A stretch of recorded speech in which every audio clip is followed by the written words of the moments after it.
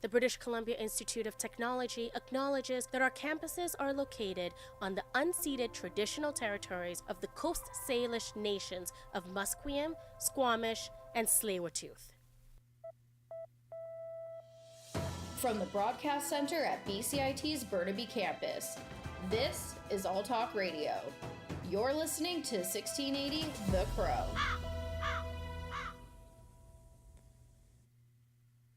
Good morning, I'm Ethan Van Dopp, and these are your news updates for 11 o'clock. The Vancouver Park Board is working to keep residents hydrated as summer months approach. Reporter Lauren Achille talks about how the city is making drinking water more accessible. Thirsty? Well, not to worry. Vancouver's Park Board is preparing the city for summer weather with temporary water fountains, hand washing, and bottle filling stations. There are currently 200 permanent drinking water fountains available throughout the city, but more are being added. They'll be specifically located to benefit the elderly, youth, and people experiencing homelessness. It also encourages people not to buy plastic, single-use water bottles. The temporary fountains and stations will be placed in 16 additional locations. Lauren Achille, BCIT's The Crow. Loblaws has agreed to sign an agreement regarding grocery code of conduct. The agreement is meant to level the industry's playing field. Loblaws CEO Per Bank says the retailer is ready to sign the agreement as long as other retail giants do too. The University of Victoria's pro-Palestinian encampment has drawn an increasing number of complaints of harassment and intimidation, according to the university's president. The university released a statement on Wednesday citing concerns about rising acts of vandalism, misinformation, and unauthorized use of buildings after hours. President of the university, Kevin Hall, says he understands the encampment includes students and staff from the university, but that it is irresponsible for organizers to encourage people who are not affiliated with the school to occupy the campus. The blaze that has been threatening Fort Nelson is now spreading away from the community, according to the BC Wildlife Service. Cooler temperatures and higher humidity are expected to help firefighting efforts over the next few days. The mayor of the Northern Rockies Regional Municipality, Rob Fraser, is confident that residents will soon receive word that the fire is no longer a threat to the town. The government of Manitoba, along with the federal government, has signed a deal to spend a total of $38.4 million over 4 years in order to boost firefighting prevention. The money will go towards a number of different initiatives, according to the Emergency Preparedness Minister, Harjit Sajjan. We commit to providing assistance to the provinces and territories that require the near support, and into the long term, we are making investments to build on the capabilities that Canadians will need moving forward by training more firefighters and working with Indigenous communities, provinces and territories, and local communities to provide the equipment and support that they need. An investigation by Ottawa Police's hate crime unit is underway after video surfaced appearing to show a woman's hijab being torn off at a protest. The video was taken on Tuesday when pro-Israel and pro-Palestinian groups gathered outside City Hall. The group gathered after an Israeli flag was raised in commemoration of 76 years since the establishment of Israel. The clip shows the woman waving a Palestine flag when a woman approaches her from behind and appears to pull the hijab off her head. Canada has yet to pick a date for the North American Leaders Summit, raising concerns that the summit may not take place this year. Duties for hosting the summit rotate between Canada, the United States, and Mexico. Canada had previously agreed to host the event, but has not released any information on if or where the summit will take place. The summit discusses issues such as immigration and drug trafficking. Authorities in Slovakia have laid charges in the attempted assassination of Prime Minister Robert Fico. Karen Chemes of the Associated Press has more on what other politicians are saying about the shooting. Slovak authorities have charged a man with attempting to assassinate populist Prime Minister Robert Fico, saying the suspect acted alone. A boli to informácie, ktoré ste vy v poslednej dobe prezentovali. Interior Minister Matus Sutaj Estok said that the investigation found that the assassination was clearly a politically motivated act. The minister did not specify what the motivation was, but blamed media outlets and the opposition. His victory led to thousands of people on the streets across Slovakia to protest many policies, including taking control of public media. I'm Karen Chamas. Now on to weather. It is currently 17 degrees and cloudy with a chance of showers throughout the day. As we move into the night, the temperature is expected to drop to 10 degrees. It is expected to be mostly sunny tomorrow as we start off the weekend with a high of 17 degrees. I'm Ethan Randop, and that was your news update for 11 o'clock.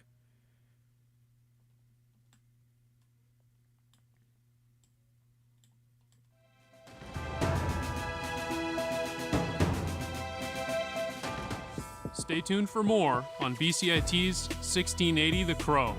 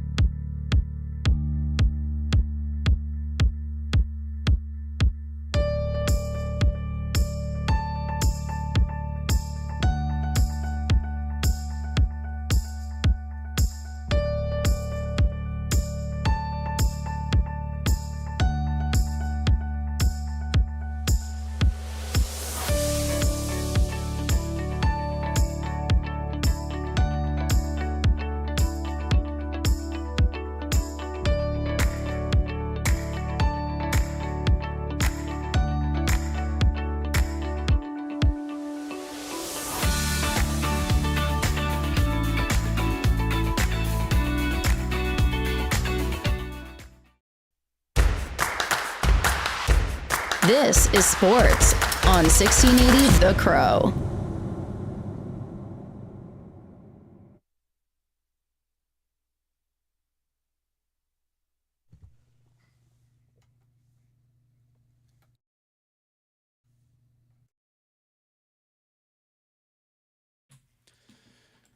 Good morning, I'm Nicholas Hauk with your sports update to 11:10. Starting in hockey, the Vancouver Canucks will take the ice tonight for Game 5 of the Western Conference semifinals against the Edmonton Oilers. After a gut-wrenching 3-2 loss on the road, the Canucks will look to respond on home ice. Canucks coach Rick Tocchet has stated he won't be making any big lineup changes. Artur Silovs is expected to start in the net for Vancouver. With the series tied at 2 games apiece, the puck drops at 7 tonight for this pivotal matchup. The Colorado Avalanche beat the top-seeded Dallas Stars 5-3, doing their best Bee Gees impression and staying alive in a must-win Game 5. Stars head coach Peter DeBoer says he knew the Avalanche weren't going to go down without swinging. You knew we were going to get their best game of the series, and they did, and their big guys all are on the score sheet tonight, which you probably anticipated would happen. You know, we still are right there in that game. You know, I liked our second period. You know, a couple things happened that are really self-inflicted this time of year. Moving to the soccer pitch, the Vancouver Whitecaps lost a nail-biter on the road 1-0 to the Colorado Rapids last night. Whitecaps manager Vanni Sartini was proud of his team's effort despite the loss. We played well. I think it was a very good match. We knew that it was going to be kind of a little bit vertical. They are a very aggressive team, but they also are aggressive when they defend, so they can be beaten in behind. To be honest, really, really good in neutralizing them for 44 minutes. In Olympic news, Canadian swimmer Kylie Mass locked up a spot on the Olympic team with a victory in the women's 100-meter backstroke at the Olympic and Paralympic trials. Massey says she was very pleased with her time of 57.94 seconds. It's been a long time since I've been at 57. It's been 3 years, so it feels really great to have put that up and to have had just 2 really consistent swims today in the morning and then have been able to go faster tonight. I'm really happy. In basketball news, the first game of a playoff doubleheader. Last night, the Boston Celtics beat the Cleveland Cavaliers 113-98 to advance to the NBA's Eastern Conference Finals for the 3rd straight season. Jason Tatum, who had 25 points and 10 rebounds in the game, says Boston knew it would be tough to close out the Cavaliers even without injured All-Stars Donovan Mitchell and Jared Allen in the lineup. They battled. Cleveland battled, give them a lot of credit. You know, they didn't want to go home. They competed. They made it tough on us, and we made enough plays to win the game.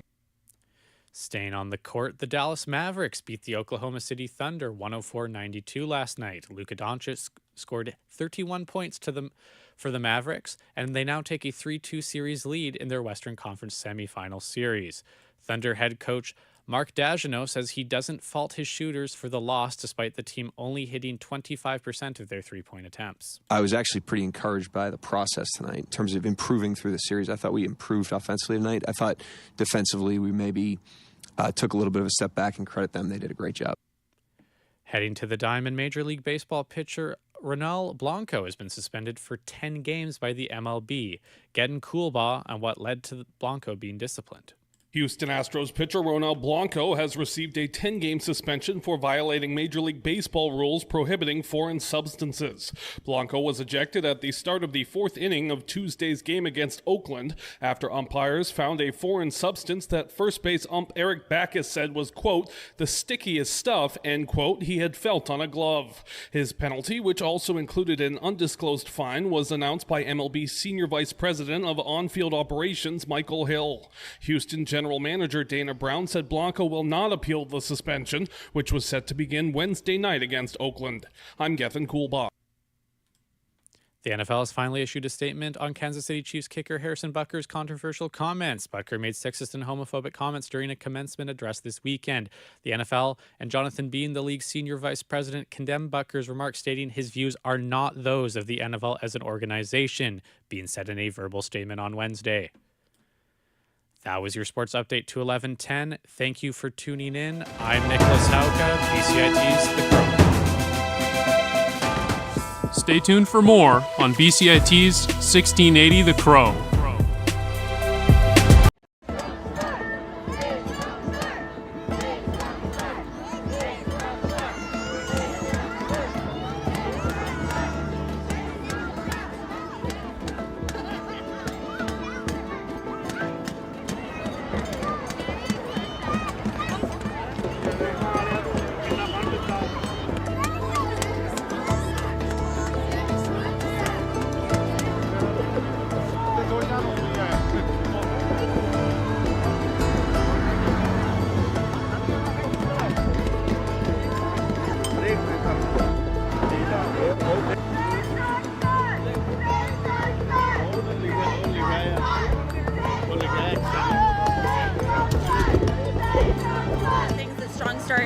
good for is looking and seeing if there's children that might need additional support needs.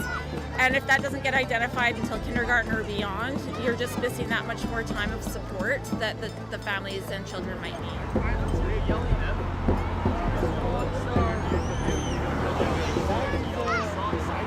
Then I really hope the province really does the right thing and funds this fully and then allows it to grow and recognizes it as very different and very important than childcare.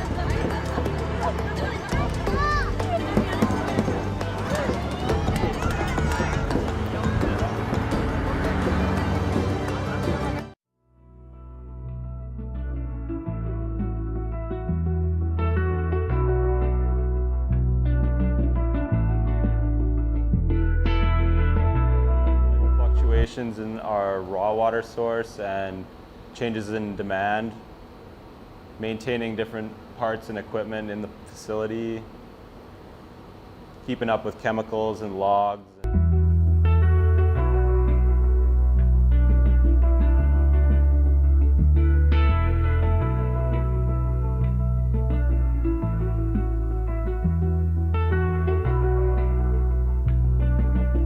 We're going to be monitoring reservoir levels closely as well, and one of the things we do is we try to complete all our maintenance in advance of the water restrictions. So one of those things is flushing, our water main flushing. We try to complete that early so that we're not contributing to the ongoing water restrictions.